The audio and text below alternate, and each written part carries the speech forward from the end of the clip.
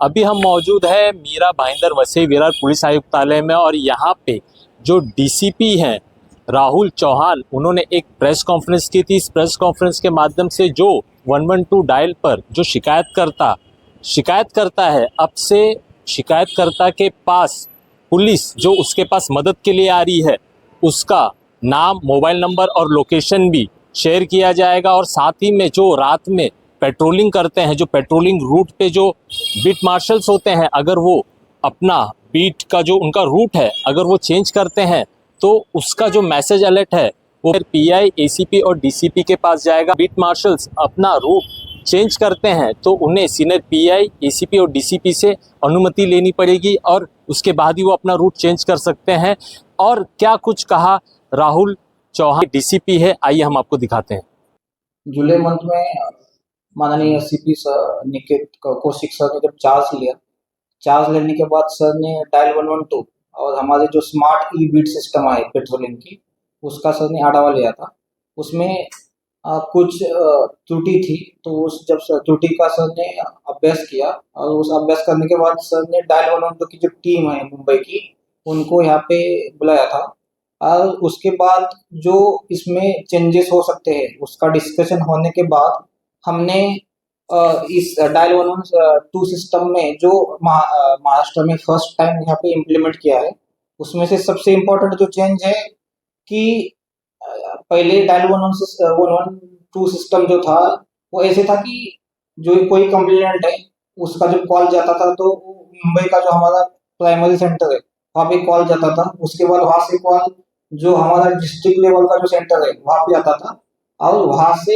जब हमारे डिस्पैचर रहते हैं जो कंट्रोल रूम में रहते हैं वो कॉल पुलिस स्टेशन को भेजते थे और उसके बाद जो हमारे बीट के लोग हैं रिस्पॉन्स देते थे। लेकिन इसमें एक सबसे बड़ी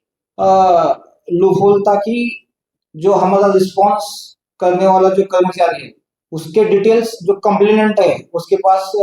जाते नहीं थे, तो रिस्पॉन्स मिलने में कितना टाइम लगेगा उसका उनको आइडिया नहीं था। तो इसमें हमने सबसे बड़ा ये चेंज किया है कि जो कंप्लेनेंट है उसको जो पुलिस कर्मचारी है वो उसके जो डिटेल्स है उसका नाम, उसका मोबाइल नंबर, उसका जो बक्कल नंबर है वो और उसका गाड़ी का जो नंबर है, ये सब चीजें जब हमारा कॉल जिला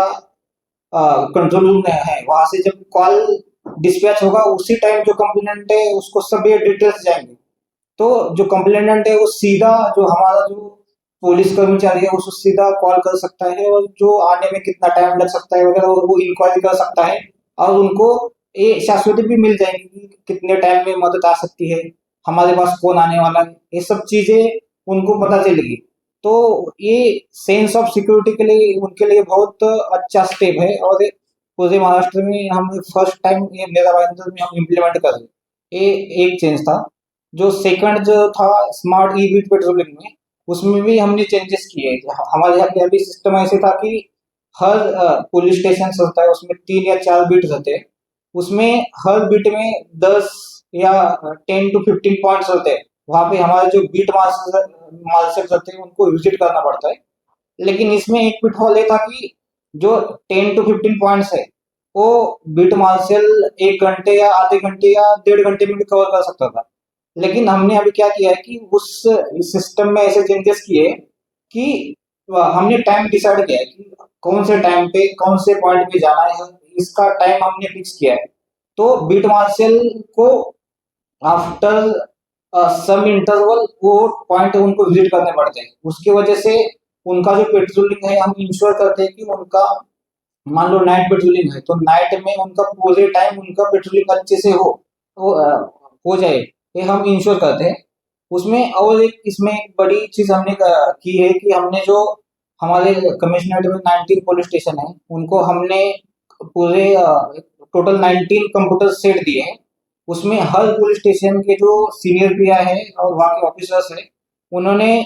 एक पेट्रोलिंग रूट जो है यानी बीट में कौन से इंपॉर्टेंट पॉइंट है वो उनका एक अच्छे से हमने पेट्रोलिंग रूट बनाया है।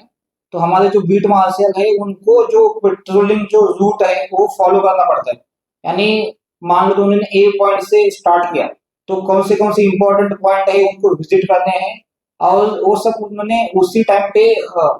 कवर करने पड़ते हैं। मान लो कि उन्होंने जो पेट्रोलिंग रूट है वो चेंज करके अलग जगह पे गए, तो उसका जो नोटिफिकेशन है वो सीनियर पी है, एसीपी एंड डीसीपी, इन 3 लोगों को मिलता है कि जो पेट्रोलिंग प्लान दिया था, जो बीट मार्शल था, उन्होंने फॉलो नहीं किया और अलग जगह पे गए। और मान लो कोई ऐसे भी हो सकता है कि उन्होंने पेट्रोलिंग प्लान चेंज क्यों किया, क्योंकि उनको कुछ तो इमरजेंसी आ सकती है या कुछ उनको इम्पोर्टेंट कॉल हो सकता है, तो उसके लिए वो जा सकते हैं। लेकिन वो जो उनका डाइवर्जन जो है वो सीनियर पीआई या एसीपी ने अप्रूव करना पड़ता है, तभी वो उस सिचुएशन को रिस्पॉन्स कर सकते हैं। इसकी वजह से एक अच्छी चीज ये हो गई कि जो सीनियर पीआई है, एसीपी है या जो सीनियर ऑफिसर्स है, वो अच्छे से पेट्रोलिंग जो हो रही है ग्राउंड लेवल पे, पुलिस स्टेशन लेवल पे, वो अच्छे से मॉनिटर कर सकते हैं और हमारे लोगों ने कैसे पेट्रोलिंग की वगैरह वो सब चीजें अच्छे से देख सकते हैं। एक चेंज अभी हम नेक्स्ट वीक पे ऑपरेशनल हो जाएगा। और जो हमने डायल 112 का बताया था कि डायल 112 में नेक्स्ट मंथ में हम एक चेंज लाने वाले हैं। उसमें से हमने देखा होगा कि स्विगी या जोमेटो में हमें पता चलता है कि मान लो कोई आपने फूड ऑर्डर किया, तो वो फूड हमारे पास कितने टाइम में आ जाएगा, वो फूड आने के लिए हमें कितना टाइम लगेगा, ये हम अच्छे से ये सब चीजें हम उनका लोकेशन वगैरह और ट्रैकिंग देख सकते हैं। उसी अ, उसी टाइप में हमने जो डायल 112 का जो है उसमें ऐसे चेंजेस लाने वाले हैं कि उसमें जो कंप्लेनेंट है उसको पता चलेगा कि मेरे पास जो रिस्पॉन्स करने वाला जो पुलिस कर्मचारी है उसका इनिशियल लोकेशन क्या है, मेरे पास से उसका डिस्टेंस कितना है और वो मदद आने के लिए कितना टाइम लगेगा। ये सब चीजें वो कंप्लेनेंट ट्रेस कर सकता है। ये चीज इसके लिए इम्पोर्टेंट है कि हम जब फैक्ट्स देखते हैं तब हमारे कमिश्नरेट में डेली 250 कॉल्स डायल 112 पे आते हैं और एक मंथ में टोटल 7,500 कॉल्स से डायल 112 पे आते हैं। तो इस सिस्टम में जो हमने चेंजेस किए हैं उसके